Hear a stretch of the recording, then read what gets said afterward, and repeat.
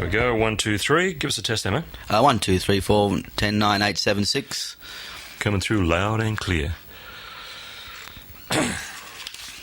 We're on your program on Sunday night, isn't it? What night is it? Monday night. Monday night. We do the national album review, so it'll go nationwide to around 40-odd stations. Goody. Which is real good, and we'll use it on here quite a bit over the next few weeks. What we might try and do is when the album comes out, this Monday night will just be the kickoff. We've got the single, so we can play the B-side of that and put together a bit of a package thing. You can't play any of that we haven't got the album yet, so teaser we can't. No. Well, it's not officially released. And no, it's not worth putting on. North Queensland are playing it all over the place. Really? Nobody can hear them up there. All the lawyers live in Sydney, you know. 4CA are thrashing it. Yeah. No, WA gave it to him. I said, go for it. Come play it. They didn't do it here. I mean, if they had it, we would have been playing Soul Searching and Would you? Cold Out. But I mean, the main worry there was a quality thing because it was a cassette copy. Yeah, no, we're the first cassette they sent it of us packed up halfway through. So that wasn't worth playing, so I got another one, listened to it on the way home again last night. And I really like Cold Out Tonight. It's a good opener, isn't it? I haven't heard the band play like that, ever. No. It's a lot more energetic than... That's as tough as I've heard LIB. Yeah. Yeah, I guess it is. To me, it sounds like... are we rolling? Yeah. Yeah. To me, it sounds like when I first heard the song, the band play it, was the Solid Rock, Goanna. Had that sort of driving thing to it. Graham wrote the thing, and... I said to him when I was singing, I've got to get a handle on these lyrics. I really don't know what you're talking about. Graham's trying to write more esoteric lyrics rather than... And also the Love is a Bridge style of a lyric. Yeah. More meaningful and powerful and with images in them. And I said, is this just an image thing? And he said, yeah, that's all it is. It's just random images of struggle in life and that sort of feeling. Doesn't matter how good things are. It's still a cold, cruel world, baby. It's cold out tonight. We've developed a theme of songs in here that have just been increasing in numbers over the last few years, and especially the last couple of years. We call them the apocalyptic songs. It sounds like one of those lyrically, like it's a war, end of the world, chilling type thing. In some ways, you know what musicians and writers are like. That's a favourite subject. We're all prophets of doom in some way or another. But and then there's always that little twist in the end where you try and give some positive aspect to the notion. But Cold Out Tonight, I don't think falls into that category quite, but it's on that way, absolutely. Okay, let's get back and do something about that slurping on the microphone. About Love is a Bridge. No, I just want to get. I mean, this 1988 is a long way from Elizabeth. Whew. When you say it like that, it does hit you. Yes. What is it? 26 years? Yeah, 1962. I think I started getting up on stage and singing from a living, or singing for a living. I was still working as a draftsman in the daytime, and as I term it, I was a weekend pop star on Fridays and Saturdays. But it was about 61, 62 when I first really thought seriously about being an entertainer, when I thought that I could do something. Prior to that, I was to sing with friends. So 1962, what was I then? I'm 43 now. I'm not real good on numbers. So 64, I would have been... I was 17, yeah, that computes. That's when the Twilights were born as a three-piece vocal group, well, a four-piece vocal group initially called the Checkmates, and then our bass singer got 150 people. It was full. It was a coffee lounge, and they had a little dance floor and a tiny little stage about the width of this control desk. The Twilights used to perch precariously on to be, and Wheatley was shopping the music around. But that's true, that's all how it came to be, and Wheatley was shopping the music around by pair, and somehow or other Wheatley got it all together, and we formed a band, LIB. Rick Formosa was found, picked the pieces up there, and I'll see you in Melbourne in January, and we formed a band, LIB. Rick Formosa was found as a guitar player, and Roger McCott, I didn't, and then B. Birtles rang up and said we would like to have people like Ronnie Charles and Brian Holloway and Sue were around, some expatriate friends from Australia. We all helped each other through that tough time. I moved out of London because I couldn't afford to live in London anymore, into a little cottage in the middle of Surrey, Sussex, I should say. Fell in love with a nurse. And then things started to change slightly in 74. Cliff Richard offered me a well-paying job as backup singer for him at the London Palladium for a couple of months. And with that money, I put that aside and was intending to return back to Australia, to what I didn't know, because I'd kept very loose contact with the music business, or industry as we now call it. I didn't really communicate a lot with what was going on. I was too busy eking out a living. I'm missing out Esperanto right here, but... That's all right. I forgot. Yeah.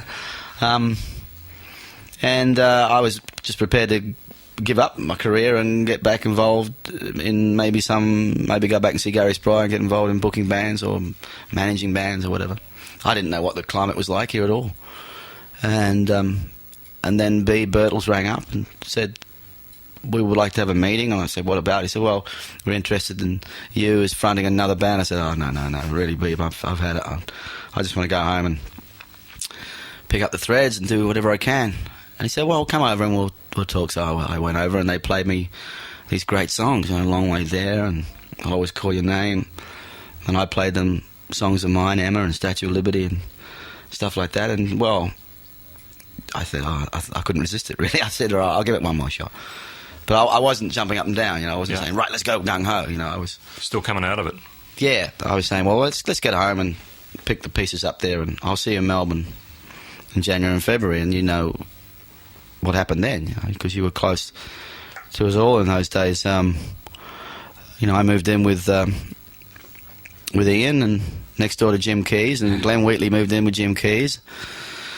And we all moved in with friends in various states of disrepair, and somehow or other Wheatley got it all together, and we formed a band, LRB. Rick Formosa was found as a guitar player, and Roger McLaughlin as bass player, and the story I always joke about is that we drive down to Geelong looking for a name past the Little River exit sign, and that became it. And another 200 yards down the road we could have been called Wrong Way Go Back.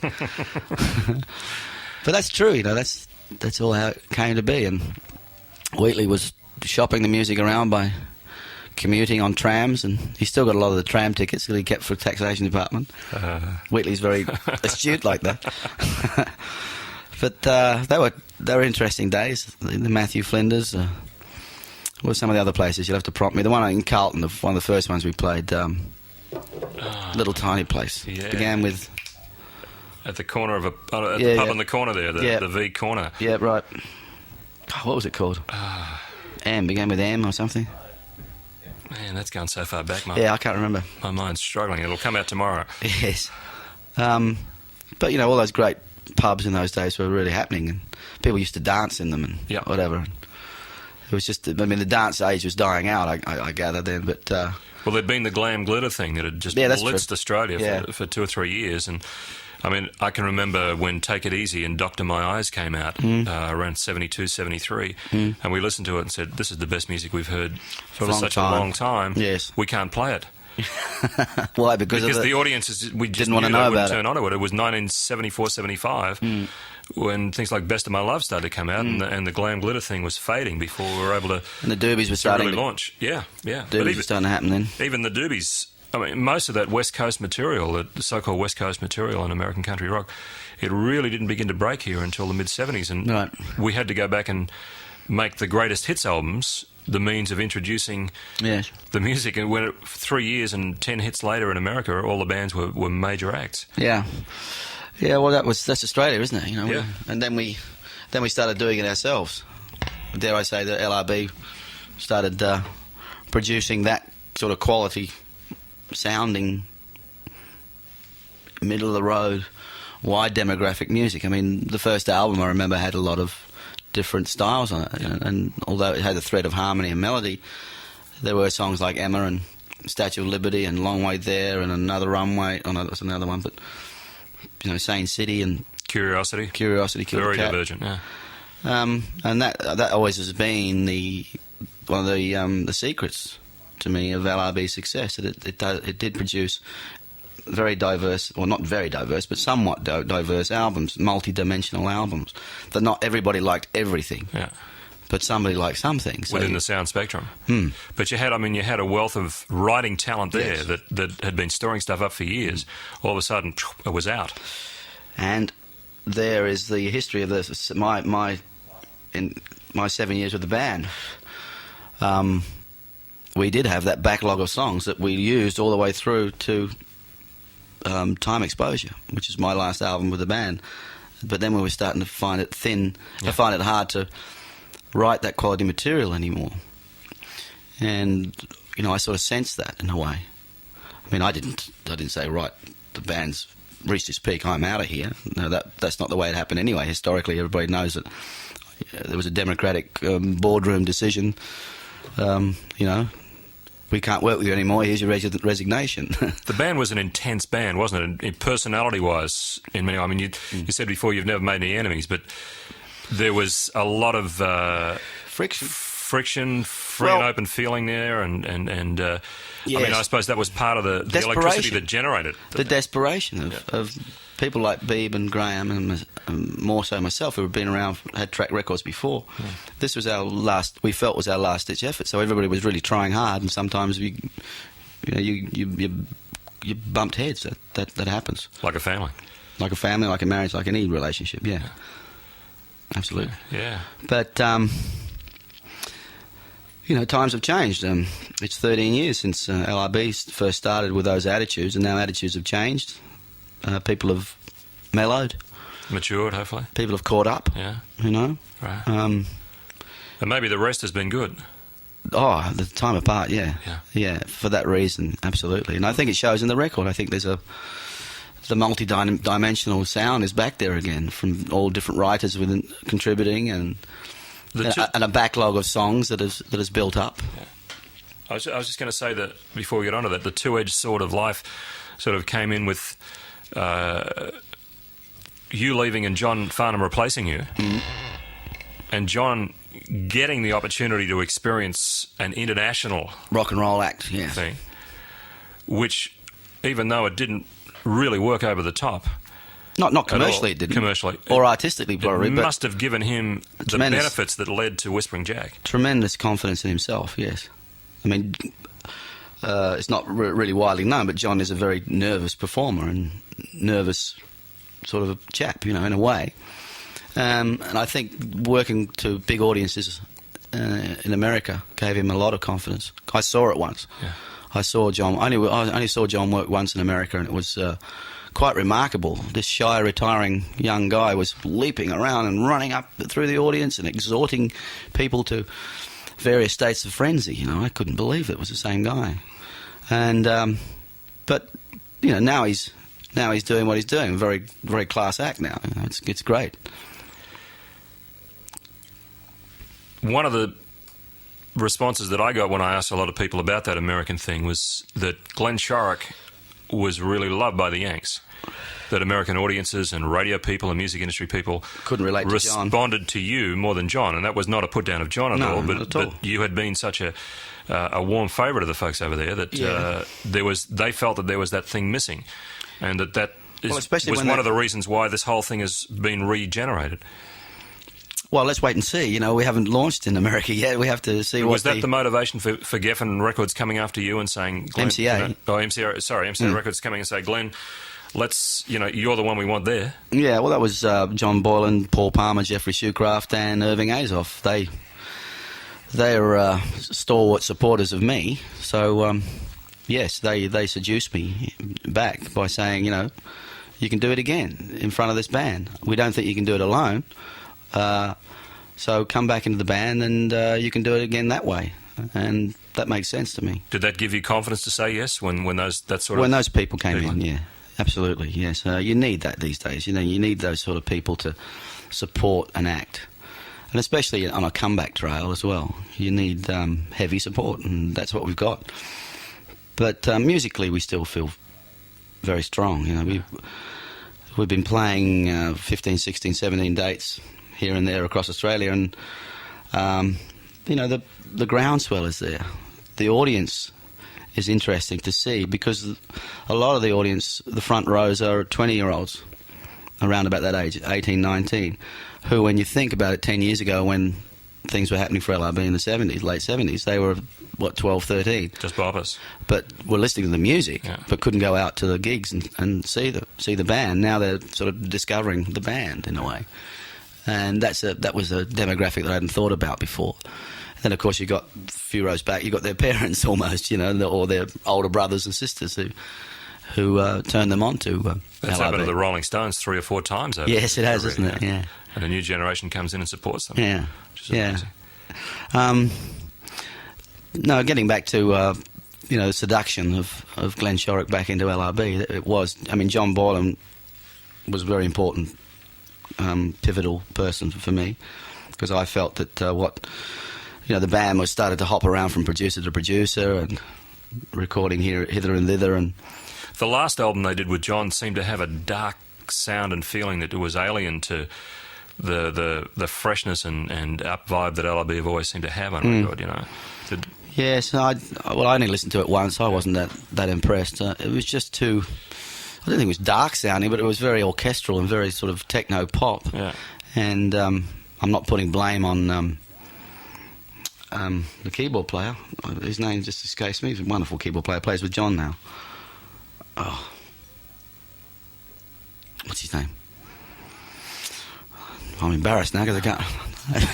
He's a good friend, but he sort of dominated the sound a lot. Yeah. And of course Graham was left with all the writing chores. There was no one else really writing in the band, and so you got a one-dimensional thing happening. But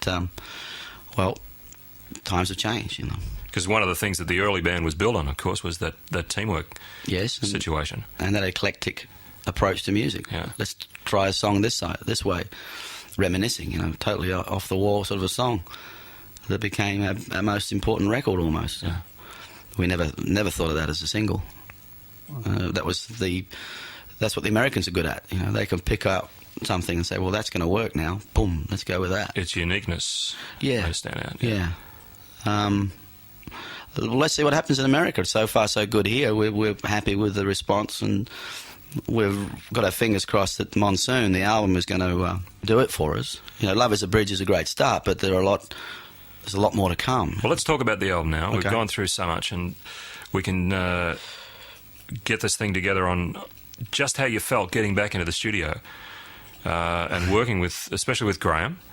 Yeah. And of course, Wayne and working with Steve, who seems to be a bit of a front man. Oh yes, Really enjoys his work. he's developing into a great talent. How was it when you first got in there, and what was the feeling like? Was it a bit of deja vu, or was something different? Well, musically, we've been sort of prodding here and there. We've laid down demo tracks over the last couple of years in the hope of revitalising the Capitol situation, but that was impossible after a while. We had to go somewhere else. So musically we've been trying, but I do remember that first rehearsal, to walk into the room and they're all sitting there looking at me, welcome back, thanks a lot. And me looking around the same old faces that I've worked with before. Class reunion, And a lot of emotions go through your mind. Yeah. It's good to be back, but, am I really meant to be here? Is this... But, in the studio and with John, and back in the old familiar territory of Armstrong's, I still call it Armstrong's, it's now called Metropolis, but it's still Armstrong's to me because I grew up with that studio with Ernie Rose around and Ron Tudor and Roger Savage and people like that, and in the same studio that we did all the Diamantina cocktails. That made it a lot more comfortable for me, and I think everybody else, rather than going somewhere completely different and Montserrat or whatever. We're a fairly traditional band and old-fashioned in a lot of ways. So we like that security of people that have grown up with us, around us. So that was weird. The recording of it was a lot easier than I remember. We give each other a lot more space now and a lot more. Not as intense anymore. Do you think it's a better band now? Oh, definitely a band as far as music goes. Yes, as far as playing and presentation is wonderful. That came to me in a rush the first time we played in Perth. We were starting off on the right foot. Beautiful big new building, big new room, big new stage. A lot of our old road crew back there. But just the 7-year period or 6-year period that I've been away from the band, technology has caught up a lot with the group, and they've got the most wonderful equipment and wonderful sound, and just doing Long Way There. You know, they said, "Well, what do you want to do first?" I said, "Well, let's start at the beginning. Let's do Long Way There." And they'd been rehearsing it for a couple of weeks anyway, and I joined, so they were all really tight. And just to sit on top of that was just an amazing feeling. It was tingles up the back of the neck, the whole bit. You know, we were just the old cliche. We just stopped playing and just smiled at each other and said, "Right, this is going to work." You know, that's great. Yeah. What about the new material then? What sort of? I mean, obviously the band is a really writing band. They write together. Graham, of course, is a fine writer. Has written some of the finest songs of the 70s and 80s. Yourself, what had you been doing as far as writing over the last few years? Well, very little. I mean, I must admit I've just been writing the odds and ends, and because it's very hard to write knowing that no one's going to hear anything really except your friends. But you know, I've always written from the heart. I've never put on my passport that I am a songwriter. It's just another string to my bow. So, but I've still got a backlog of songs from the last 6 years. And what of yours is on the album? Soul Searching is a collaboration with Peter Beckett from Player. I went over to LA in about 85, I think it was, 86 maybe, just to do some writing on John Boylan's prodding. He said, just come over, stay with me for 3 months and do some writing with different people around LA. And that's what I did, and Soul Searching came out of that, and also Parallel Lines, which I wrote with J.C. Crowley. Soul Searching is a classic introspective Shorrock song.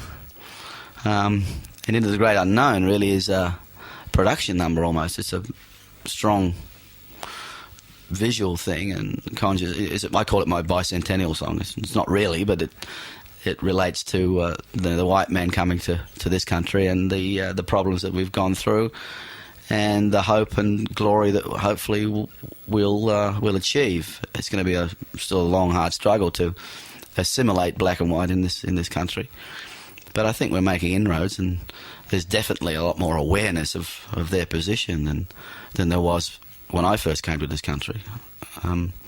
As a boy, you know, I didn't even know that Aboriginals were here. Do you think the song could be subtitled "It's Still a Long Way There"? It could be, and it's a long way to go too. Yeah. All right. And what about the other songs on the album?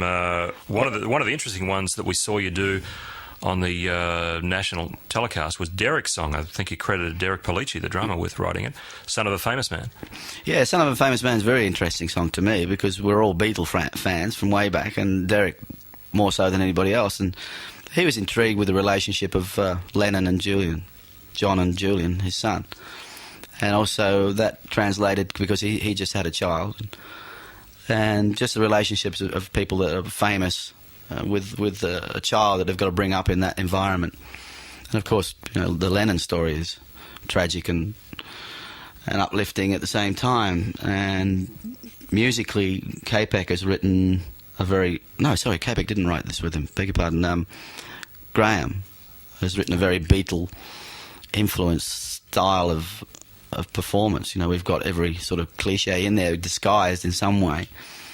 And also the harmonies are very Beatle-fied, or whatever you want to call it. But the lyric is very interesting to me for that reason. And Derek is turning out to be a very good lyricist. He's written another one called Rhythm King, with John Capek, who's an expatriate Australian, now lives in Los Angeles, and a bit of a sequencer synthesizer, sort of a whiz, and it's the token modern track, I guess you'd call it, modern sounding track, very dance orientated, very rhythmic in its feel. Rhythm King obviously relates to Derek's feelings about drummers and himself. So we might hear LRB in the clubs. In the clubs? Well, I think you will one day. If I have any say in it, you know, I want to work everywhere. I don't see any reason why we shouldn't do No, I mean those. a 12-inch club mix for... Oh, I beg your pardon. Yeah. In the dance clubs. I thought you meant in the Tahoes and things like that. We don't have a 12-inch mix of it. No, I don't know. I think it does its job as a 4-minute track. Only stirring. Fair enough. Okay, the title song. The single. Love is a Bridge. Can you just tell us about that? Because it's had it's just been immediately mass accepted across Australian radio, like a drink for a thirsty man, sort of. Well, that's good, isn't it? The monsoon is over. I mean, the drought is over, the monsoon has come. Now, Love is a Bridge is a classic Goebel LRB song in the vein of many other ladies or Lonesome Losers or whatever.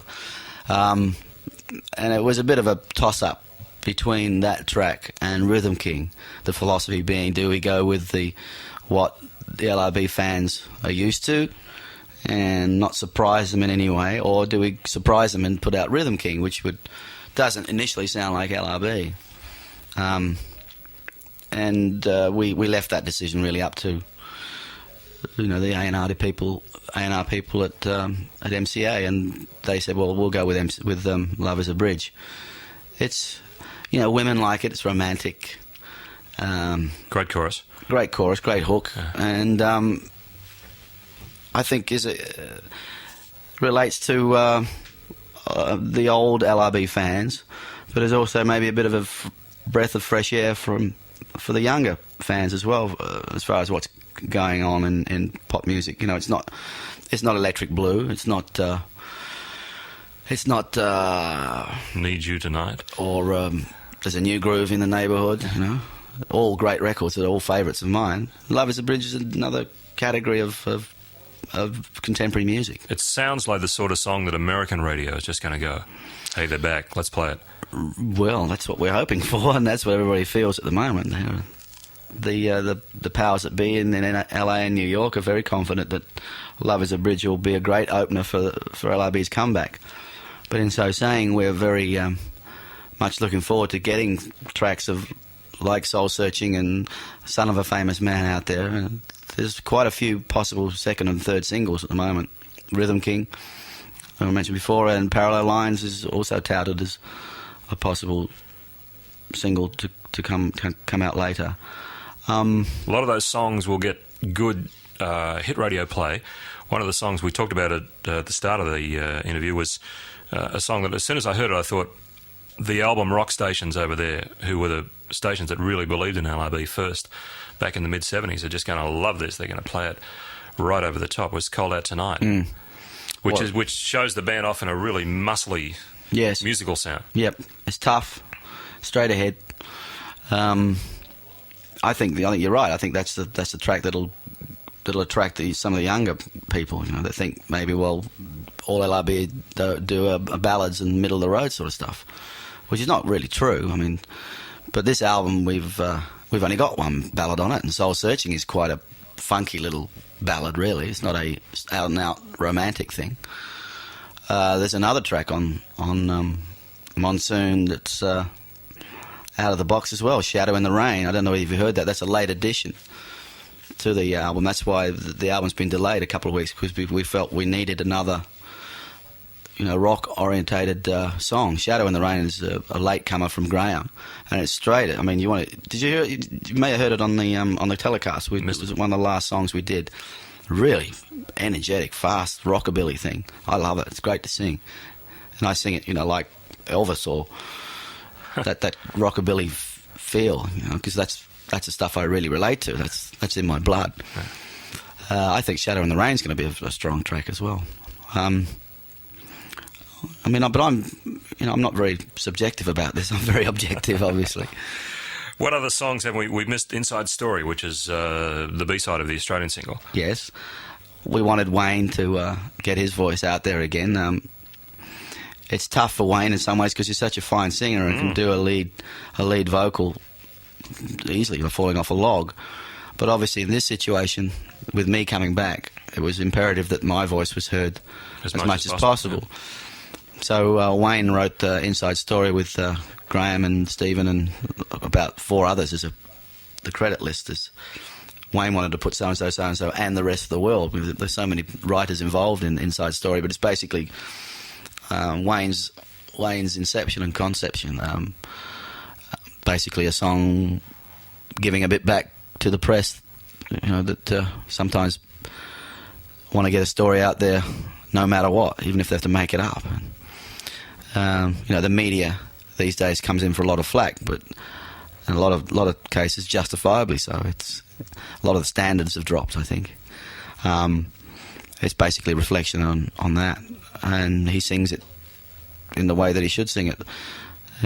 Night Owls is still a great favourite on stage, which Wayne just nails. He just wails on that. He's got such a good, strong voice.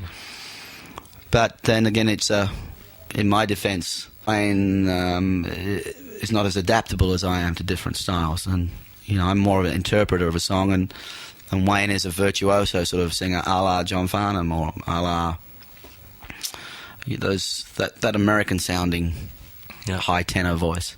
I said once you could have been an Everly Brother or a Beatles, a Beatle, Yeah, because your voice seems to blend. Yes, with so many other features. Mine does. Yeah. Well, that's one of the joys that I have. I'm able to adapt to different singers. Just change your tone a little either way to adapt to other singers, and that's one of the techniques and the secrets of harmony singing. Yeah.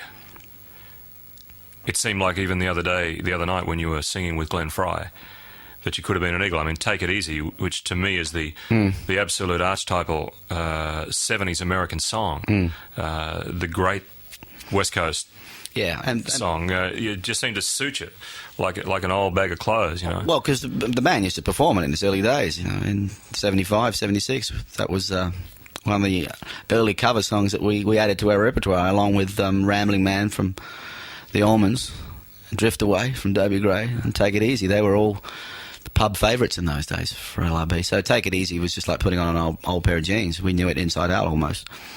But I was surprised with Fry's singing. I mean, he's such a strong singer, and then he can turn around and be very gentle with Desperado and Lying Eyes and things like that. But with Heat Is On, he cuts through. Boy, we really enjoyed backing him up on that one. That was because all the 5 brass giving it another dimension as well was a great thrill. Who got that together?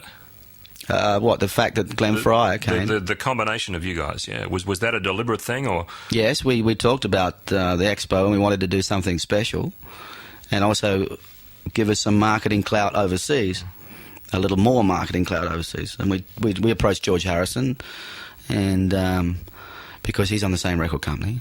And then we looked at who else was on the same record company, and Fry's name came up. And, of course, with Irving Azov's connection with the Eagles and us, that made sense. And John Boylan's connection with Fry made sense. Had you met him and or worked with him before? Oh, yeah, but not in the same room or the same stage. But, in separate bands. LRB and Eagles were a double act across America for a short while. And that's where we cemented a firm respect for one another. And, it was very nice of Fry to stand up and say, well, it's great to be singing with the world's best, or it was the best singing band in the world. That's a pretty heavy statement, isn't it? It's a great... For a man like that. Yeah. I mean, the Eagles are defunct now, I guess you can say that, because, I always thought the Eagles were the best singing band in the world. Live, in all situations, recording and live. Yeah. But LRB weren't far behind them, definitely. One of the things he said in an interview I heard was that he wouldn't... what did he say? He said he wouldn't do the old Eagles songs with his band in America because they just don't cut it, but he wouldn't mind doing it with you guys. Yeah, that's what he related to me as well, which is a nice compliment. But also in the other direction, we were very fond of the Eagles. They were very hospitable to us, and of course their music has been with us for a long while as well. And as I said before, there's no reason why we shouldn't continue this relationship on a casual basis. People have said, well, is Glenn Fry going to join the band? And I said, no, Glenn's quite happy doing what he's doing. But there's no reason why we shouldn't put an evening of LRB and Glenn Fry together and tour it that way across Europe and America. I think it just makes it seem a little more special to an audience. It's not... they're seeing a one-off thing. They'll never see that again. Glenn Fry and LRB doing Eagles material and Glenn Fry material. And who knows, we can do other material as well. There's some great Little Feat songs out there, some great Steely Dan songs, and there are no bands sort of playing them on that concert sort of stage. So we want to. That's a very important area for me. I want to take rock and roll performances into a more entertainment value rather than just flogging your latest album. I want it to be an evening of music rather than an evening of hype and an evening of commerciality, because everybody's got something to promote. Everybody knows that. People are not stupid anymore. And I think audiences deserve a little bit more than just loud noise and bright lights. Do you feel you achieved that at Brisbane? I think we achieved, we went a long way down the path to that. I think there's a long way to go. James Taylor wanted to come up and do it with us as well, but he was doing his own performance here. I mean, who knows? We could get James up in America, perhaps. I'd like to expand that sort of feeling of overlap. And not just being cut off from everybody else. Right, and that heavy competition feel is... I know it's necessary, but I don't think it's as necessary as it was for us in this day and age. It's a long way from the mid-'70s when Australian music acts was struggling for recognition. I mean, when you came back and you had the reception in Melbourne, it was on the 6:30 News right across the country. Yeah. And all of a sudden, your first major concert has been a nationwide telecast. How does that make you feel when it was actually Glenn Wheatley and the and the Little River Band who were the pioneers of making Australian music internationally respectable and getting the so-called heavy media, the 6 o'clock news, interested, stirred up enough internationally to interest our local news heavies? Yes. How does that make you feel? Good.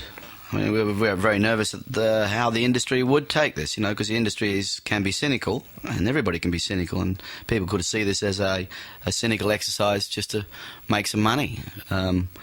But as everybody in the business knows, it's a long way before we start making any money. We invest a lot of money in a project like this. So that motivation doesn't really come into it. But the pleasing thing was that we get a positive reaction from radio, from television. People seem to want us to come back together. That's always been verbalised to me, from my greengrocer through to John Boylan. Get back with the band and do some more music. That's what you do best. So I'm pleased that people are putting their money where their mouth is, sort of thing. Yeah. The proof of the pudding really is with the public, though. We need you guys and everybody else to show our wares, but then we've got to have the right wares for people to buy. And so you'll know when there's 3, 4, 5 million albums down that it's worked. Well, we sold millions, $1.25 million, $1.33 million, but we never really cut through into that big 2, 3, 4, 5, 6 million market, which is the Fleetwood Macs and the Eagles and things like that. And that was one of the philosophies behind this comeback thing, that we felt individually and collectively that maybe the band's potential had never been truly realised, and it just felt right. The 7-year cycle for me is up. My last record with LRB was in '81, and now it's '88. It moves in sevens for me. Here you go again. Yeah. In America at the moment, one of the things that I've noted has been there's just a dearth of bands coming out of the US. Most of the major albums and singles on the charts are dominated by solo artists, male or female. I think there were 16 female artists in the top 40 last week, and a whole bunch of males. And whereas in the 70s it was groups. Yep. It seems that Australia is just being vacuumed up for its groups because of that lack over there. And I mean, there's been so many, one after the other. We're seeing unknown bands like Kings of the Sun at the moment that are just getting out of the box airplay with their first record that hasn't even been released here. Hardly anybody in Australia knows anything about them, and they're already charted, heading for the top 100 albums after about 3 weeks in America. You've got Jimmy Barnes getting rave reviews, the Vinyls, James Rain, and then you move up to Midnight Oil at 25 this week on the chart over there. You've got Church that are the number 1 album airplay with Under the Milky Way. In Excess, Icehouse are just about to go gold. In Excess will do 3 million in a week or so. Yeah. And Head for 5. There you go. You guys started that thing. Yeah, in some respects, but we started it, but these guys are carrying it through and really making Australia into, almost a leader in pop music these days. I think if it keeps going this way, we can be called the leaders of the pop industry. One of the remarkable things is picking up the trades every week and reading the things they're saying about Australian music and the bands that are coming out of here. And I mean, it's primarily bands. Yep. They're not really taking on many of the solo artists, but they're just writing things that are exceptional about the songs. I mean, one of the album review... We forgot Crowded House. Crowded House, of course, yeah. Right. And there are others too, but Kings of the Sun, one reviewer was comparing them with Creedence and the Rolling Stones, and most Australians don't even know who they are. I've never heard of them. They got an album called Serpentine, which is just in 3 weeks it's gone top 100 over. Wow. And is nearly a top 10 album airplay track. Well, I don't get too carried away. I mean, I'm very pleased about that, but I still have a fundamental attitude to that. I think it's a small town syndrome thing, that Australia being a small population, and in so saying relatively New Zealand, because you can't ignore New Zealand's contribution in this whole Australasian thing, and that bands, working bands, have to be good to get work, and it's always been that way because we've still only got 15 million people. And I think the tightness and the professionality of groups is still carrying on. The Twilight's had it, Max Merritt and the Meteors had it, lots of bands had it. The Easy Beats had it, the Group, and then on through the 60s and the 70s, Skyhooks, Sherbet, and now In Excess and Midnight Oil. They're very, very good playing bands and can do their stuff live on stage. And LRB always gained a great reputation in America because, boy, you sound like the record on stage. And we say, well, isn't that what you're supposed to do?